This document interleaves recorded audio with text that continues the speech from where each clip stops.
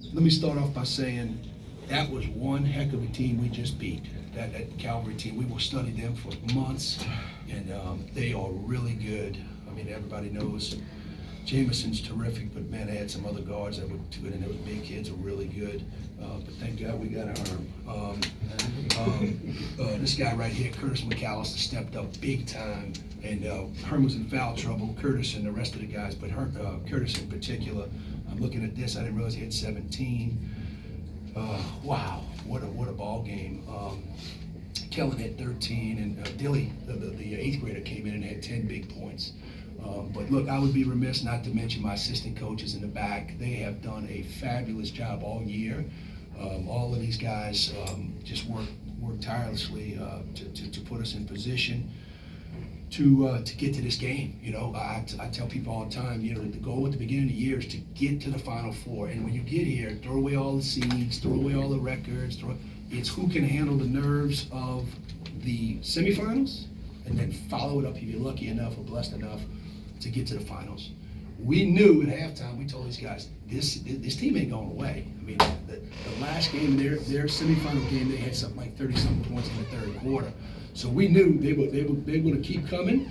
And one thing about these guys, they're not going to back down. Okay, so we gave the lead up.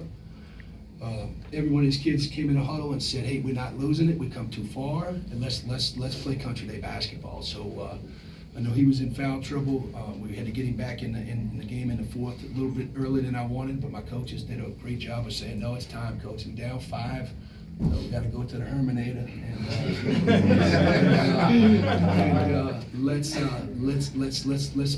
close this thing and let's win it." So I was really proud. He's so intelligent.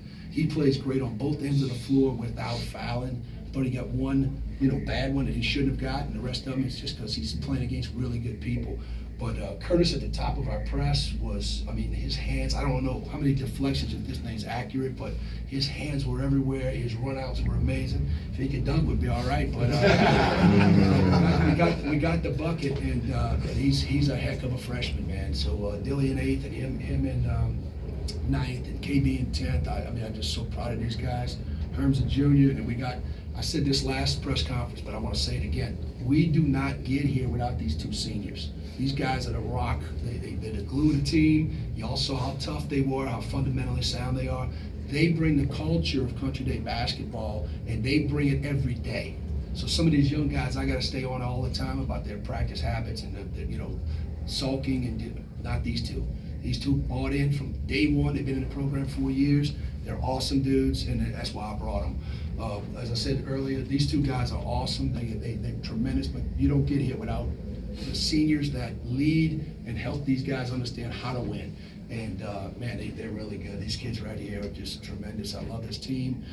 Before the game, I told them I really felt that when we made our run, our goal was to win the last 8 games. And when we made our run, I could just sense the chemistry, the togetherness, the bond, the brotherhood, and they will never forget this. These guys will never forget this moment, and man, I'm so proud of them. So I'm tired of talking, but I'm gonna let these guys up. They're the stars of the show, so let's let them talk. Well, a question for you: what is it about Herm that allows him to get what he gets in the post, offense and defense, especially there in the fourth quarter?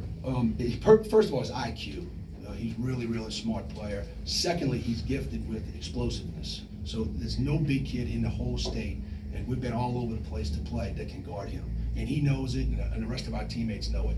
It's just a matter of getting him in that situation. So Coach Knapp up there draws up a lot of plays and does an awesome job of isolating him, and then you can see how he hits the boards, right? So if somebody misses a shot, he's thinking miss. So he goes up there, and I think he got the game. Did you hit the game winner?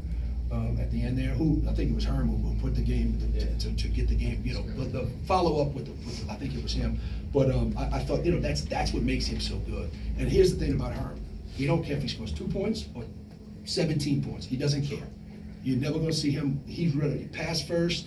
He's very hard on himself. He's a great individual player, but he's a team player. So that's what makes him our guy. Look, all these other guys are good too, but we don't have him, we don't win. So he was terrific. So I love Herm, and I love the way he plays, and I love his attitude and everything about him. What does it kind of say about your team? You think that in the first half, Curtis was really the offensive spark with 11 points in that first half. In the second half, Herm really kind of steps up. What do you think that says about your team? Yeah, we're very balanced. So we play 8 guys because we want to be balanced, and we think all 8 have a role, and all 8 are going to help us. The other guys have a role as well. We may have to go to them. They have to, cheer on the bench. They have to talk, give him confidence. 1 through 15, they all have a role. So when Curtis, they're going to make adjustments. That guy's a good coach. Coach Vick's an awesome coach. They made adjustments, and then we made adjustments, right? So they're gonna shadow him, and we had to get out of our press. So that kind of hurt too. When we couldn't press, he couldn't get the runouts because he gets most of his points going downhill and attacking the bucket. But look. They make adjustments, we make adjustments, we just hope we make the right moves and we count on this big fella to win us the championship. Kurt, how was it for you, like your coach talked about the foul trouble, but everything you did in the fourth quarter, I just kind of described some of what you felt like you were doing well, especially I think that last bucket you had went coast to coast after the rebound, I think that's what put you ahead.